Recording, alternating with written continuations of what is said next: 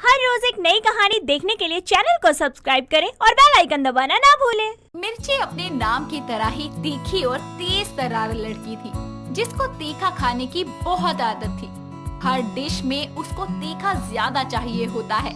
एक दिन तो जब वो अपने घर में बैठी spicy tandoori momos with extra spicy chutney के साथ खा रही थी, तभी उसकी माँ बबली आकर उसको बोलती है, अरे तू फिर ले आई है मोमोज। तेरा बाहर का खाना खा खा कर पेट नहीं भरता क्या? कभी चाउमीन, कभी बर्गर, कभी ये चाइनीज से मोमोज और ऊपर से भर भर के ये लाल मिर्च वाली चटनी। अरे माँ, तीखे में ही तो मजा है। आए हाय, गरम गरम मोमो जब तीखी स्पाइसी चटनी के साथ मुंह में आते हैं, मजा ही आ जाता है। लाजवाब स्वाद आएगा। स्वाद नहीं, भगवान याद आएगा। अरे इतना तीखा खाती है, तेरे पेट के लिए अच्छा नहीं है। तेरा नाम मिर्ची है, इसका मतलब ये नहीं कि तू सारा ही मिर्ची खाना खाती रहे। तो ये तो आपको मेरा नाम रखने से पहले सोचना चाहिए था ना। अब तो मुझे तीखा खाने की आदत है और मैं अपनी ये आदत किसी के लिए नहीं छोड़ सकती। ठूस ले, अच्छे से ठूस ले। जब सुबह निकालेगी ना तब पता चलेगा। अरे किसी को कुछ पता नहीं चलेगा, पहली बार थोड़ी ना खा रही हूँ। अरे हमेशा से खाते आ रही हूँ। मिर्ची 1 मिनट के अंदर ही सारे स्पाइसी मोमोज खा जाती है। ऐसे ही वो कभी भी बाहर जाती तो वहाँ भी एक्स्ट्रा स्पाइसी खाना ऑर्डर करती। इससे उसको एक फायदा तो होता ही था कि उसकी प्लेट में से कोई भी खाना नहीं खाता था, लेकिन गुजरते समय के साथ उसकी ये आदत और बढ़ गई। अब मिर्ची की उम्र शादी लायक हो गई थी, इसीलिए उसकी माँ उसकी शादी शौर्य नाम के लड़के से तय कर देती है और थोड़े समय बाद में उसकी शादी उससे करवा देती है। शादी के बाद जब मिर्ची पहली बार खाना बनाती है तो पहला निवाला खाते ही उसकी सास कुसुम बोलती है, हाय हाय, आग लग गई। शौर्य बेटा पानी दे। अरे माँ जी, कहाँ आग लग गई? मुझे तो दिख नहीं रही। हाँ माँ, कहाँ लगी है आग? मुझे भी नहीं दिख रही। मेरे पेट में बेटा, और कहाँ। अरे करमजली, ये खाना है या मिर्च का घोल? कितनी तीखी सब्जी है, इसको खाकर तो पेट में आग लगेगी। पर माँ जी, मैंने तो मिर्ची डाली ही नहीं है इतनी। देखो खाकर बताती। मिर्ची अपनी बनाई सब्जी बड़े ही आराम से चखकर अपनी सास से बोलती है, देखो मुझे तो जरा सी भी मिर्ची नहीं लग रही, कहीं से भी कोई चीज तीखी नहीं है। अरे आप बिना खामखा के ओवर एक्टिंग कर रही है ताकि पहली बार आपको मुझे रसोई का शगुन न देना पड़े। अरे मिर्ची, ऐसा नहीं है, माँ को शायद लग रही हो ज्यादा मिर्च। रुको मैं खाकर बताता हूँ। शौर्य मिर्ची के बनाए खाने को चखता है तो उसकी आंखें ही खुली की खुली रह जाती है। वो कुछ बोलने लायक ही नहीं बचता और आंखों से ही पानी मांगने का इशारा करता है। ये देखकर मिर्ची बोलती है, देखा, कहा था ना नहीं है मिर्ची। शौर्य जी ने भी कितने आराम से खाना खा लिया। शायद इतना अच्छा खाना बना है कि वो कुछ बोलने लायक ही नहीं बचे। अरे नासपिटी, वो पानी मांग रहा है, पानी दे। मिर्ची शौर्य को पानी दे देती है, जिसके बाद वो पानी पीकर जीभ बाहर निकालकर हाथ से हवा करता है और बोलता है, ये खाना बनाया है। अरे इतनी मिर्च तो मिर्च में भी नहीं होती।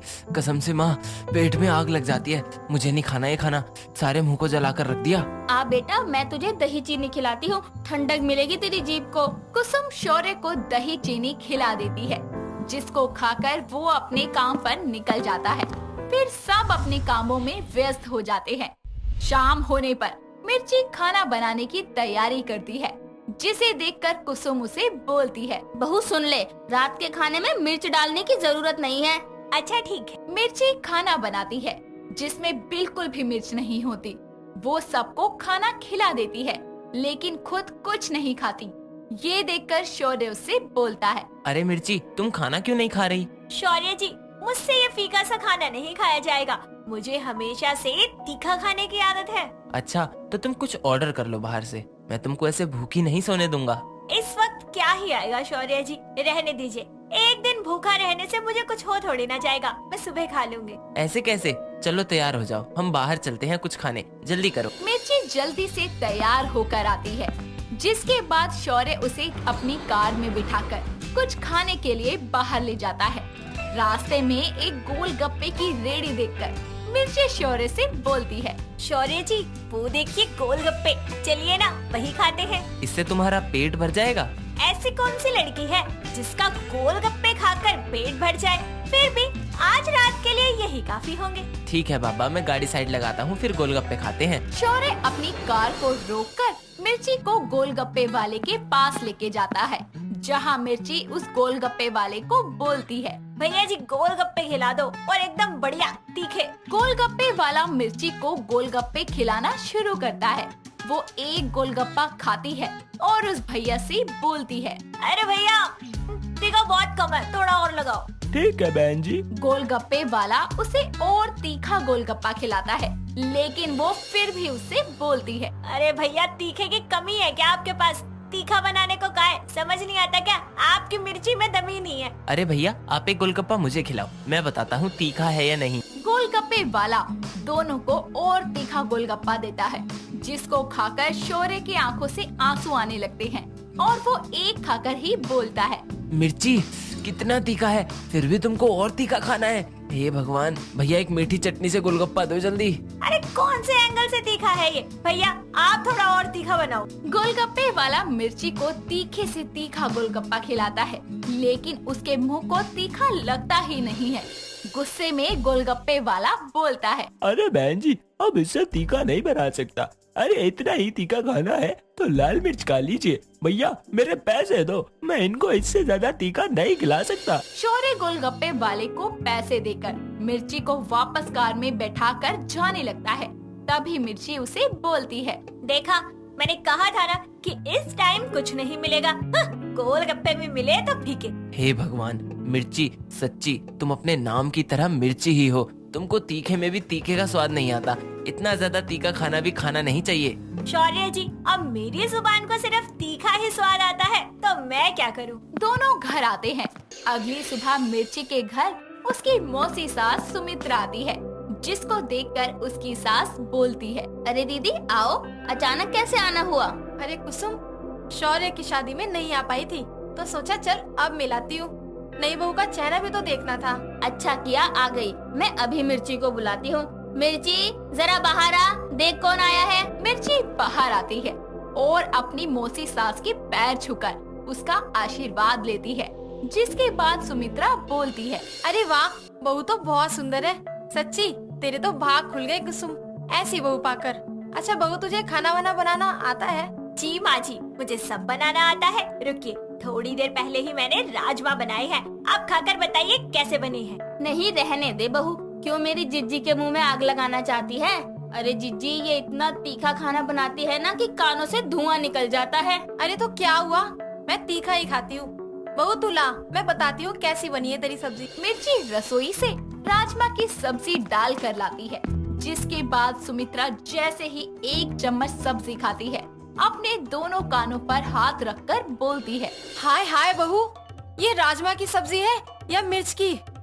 इतनी तीखी, मेरा मुंह जल रहा है। बोला था ना मत खाओ, अब तू खड़ी खड़ी यहाँ क्या कर रही है? जा थोड़ी चीनी लेकर आ। मिर्ची जैसे ही चीनी लेकर बाहर आती है, उसके पेट में अचानक दर्द उठता है और उसके हाथों से चीनी की कटोरी गिर जाती है और वो अपने पेट को पकड़कर रोते हुए बोलती है, माँ जी यहाँ आइए, मेरे पेट में बहुत दर्द हो रहा है और बहुत जलन भी हो रही है, बचाओ। अरे बहू, ये क्या हो गया? संभाल खुद को। अरे कुसुम, इसको हॉस्पिटल लेकर चल जल्दी। सुमित्रा और कुसुम मिर्ची को हॉस्पिटल भर्ती करवाते हैं।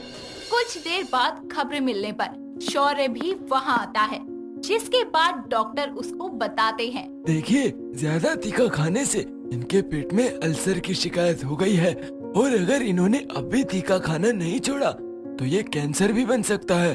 फिर ऑपरेशन ही एकमात्र इलाज बचेगा। नहीं, मुझे कोई ऑपरेशन नहीं करवाना, मुझे दवाइयाँ दे दो और आज के बाद मैं कभी तीखा नहीं खाऊंगी, बस मुझे ऑपरेशन से बचा लीजिए। देखिए अभी ऑपरेशन की नौबत नहीं है, लेकिन आपको तीखा और मसालेदार खाना बिल्कुल छोड़ना पड़ेगा। सादा खाना खाइए ताकि आप ठीक हो सकें। सुन लिया ना, अब देख लो जुबान का स्वाद बनाए रखना है या जिंदगी। मुझे मेरी जिंदगी चाहिए शौर्य जी, वो भी आपके साथ। अब मैं कभी तीखा नहीं खाऊंगी, पक्का, आपकी कसम। हर चीज की अति बुरी होती है। जरूरत से ज्यादा तीखा खाना आपके पेट और सेहत के लिए नुकसानदायक है। इसीलिए किसी भी चीज का सेवन सीमित मात्रा में ही करना चाहिए। जुगनू को बचपन से ही अपने बालों से खूब प्यार था, जिसके चलते वो अपने बालों का बहुत ज्यादा ख्याल रखा करती थी। उसके बालों की लंबाई 12 फीट थी।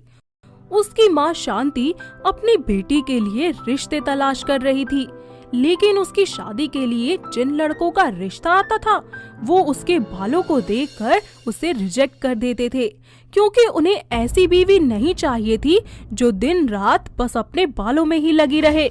ऐसे ही एक दिन हर्षित नाम का लड़का अपनी माँ रमा के साथ उनके घर आता है। जी, हमने सुना है कि आपकी बेटी के बाल बहुत लंबे हैं, जरा बुलाइए तो उसे। हाँ जी हाँ, अभी बुलाती हूँ। लीजिए, आ गई हमारी बेटी। जुगनू सीढ़ियों से उतरकर नीचे आती है, लेकिन उसके बाल लंबे होने की वजह से अभी भी सीढ़ियों पर ही थे, जिसे देखकर हर्षित और उसकी माँ के होश उड़ जाते हैं। तभी रमा बोलती है, ओहो, ये बाल है या रस्सी? वो देख बेटा, अभी भी आधे बाल सीढ़ियों पर ही है, एकदम रपंजल लग रही है। हाँ माँ, इस लड़की को अगर मैं अपनी बीवी बनाऊंगा ना तो हमारा घर तो इसके बालों से ही भर जाएगा। अरे अरे, काहे का घर भरना? अरे बेटा, इतने लंबे बाल तो डायन के हो सकते हैं। हाँ नहीं नहीं बहन जी, आप ऐसा मत कहिए। आप बस रिश्ता पक्का कीजिए, मैं इसके बाल कटवा दूंगी।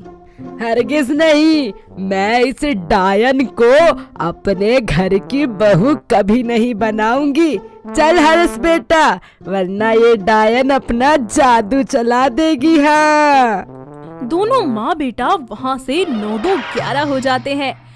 शांति ये सब होता देख गुस्से से तिलमिला जाती है और अपनी बेटी को खरी खोटी सुनाने लगती है।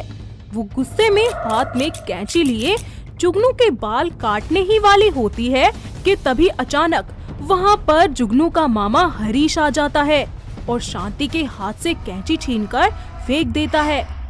अरे बहन, ये क्या कर रही है? तेरा दिमाग तो नहीं खराब हो गया? तो क्या करूं? इसका बाल ही सारे नाश की जड़ है, जिसकी वजह से इसका रिश्ता ही नहीं होता।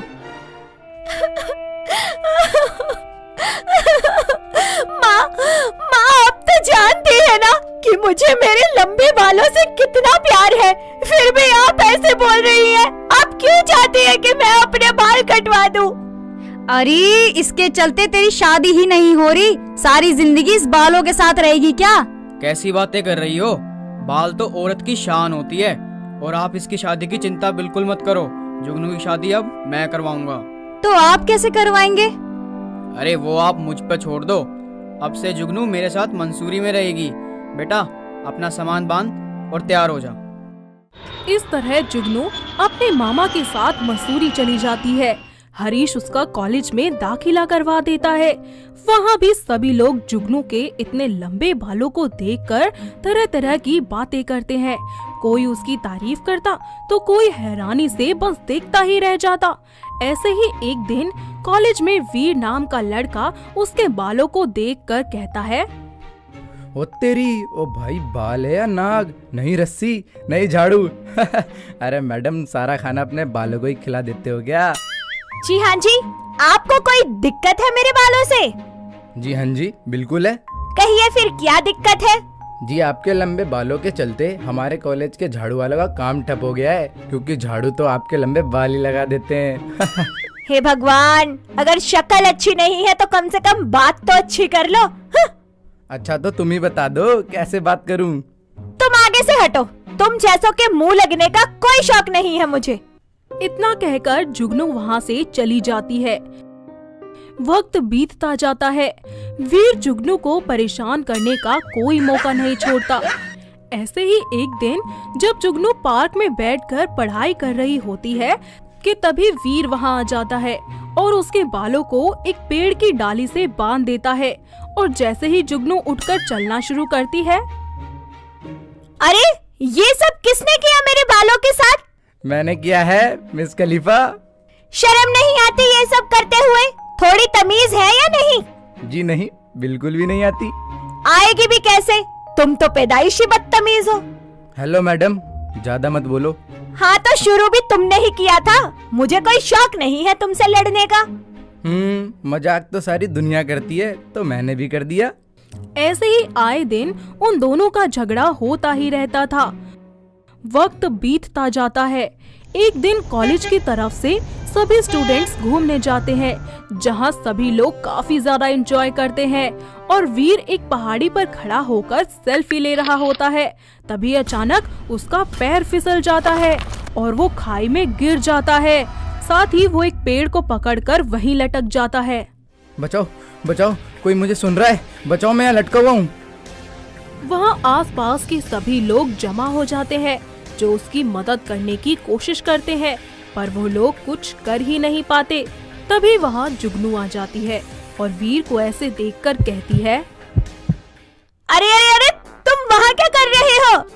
अरे पागल लड़की, झूला झूल रहा हूँ, आ तू भी झूल ले। अच्छा है, फिर झूले झूले, खूब मजा आ रहा होगा ना ऐसे हवा में लटक के। हे जाहिल लड़की, मैं खाई में गिर जाऊंगा। हे भगवान, कोई बचा लो मुझे आके।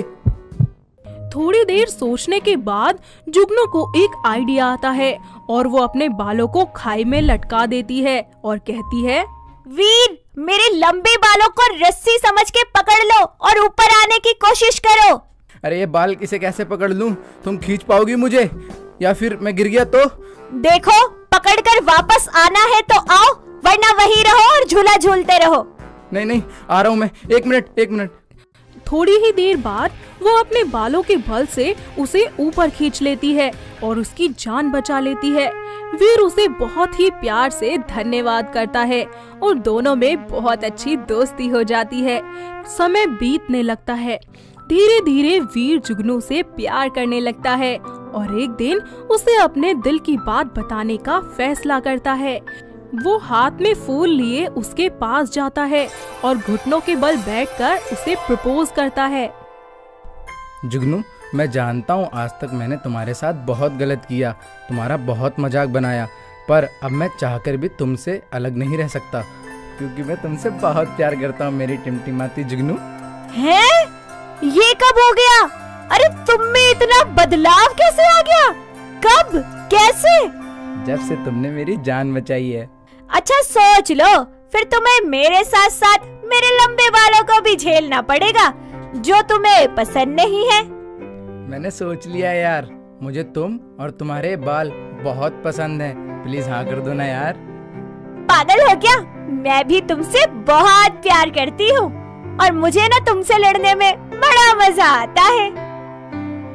इसी तरह जुगनू को उसका सच्चा प्यार मिल जाता है और कुछ ही दिनों बाद घर वालों की रजामंदी से दोनों की शादी हो जाती है। शादी के बाद जुगनू अपने घर परिवार की सारी जिम्मेदारियां बहुत अच्छे तरीके से संभाल लेती है। साथ ही उसकी सास को भी उसके लंबे बालों से कोई दिक्कत नहीं होती। फिर सब मिलकर एक साथ खुशी खुशी रहने लगते हैं। तो दोस्तों, कैसी लगी आपको हमारी ये लंबे बालों वाली बहू? क्या आपके घर के आसपास भी है कोई ऐसा जिसके इतने लंबे बाल हो? अगर हाँ, तो हमें कमेंट करके जरूर बताएं। दोस्तों, अगर आपको ये कहानी पसंद आई तो इसे लाइक करें, शेयर करें और कमेंट करके बताएं कि कहानी में आपको सबसे अच्छा क्या लगा।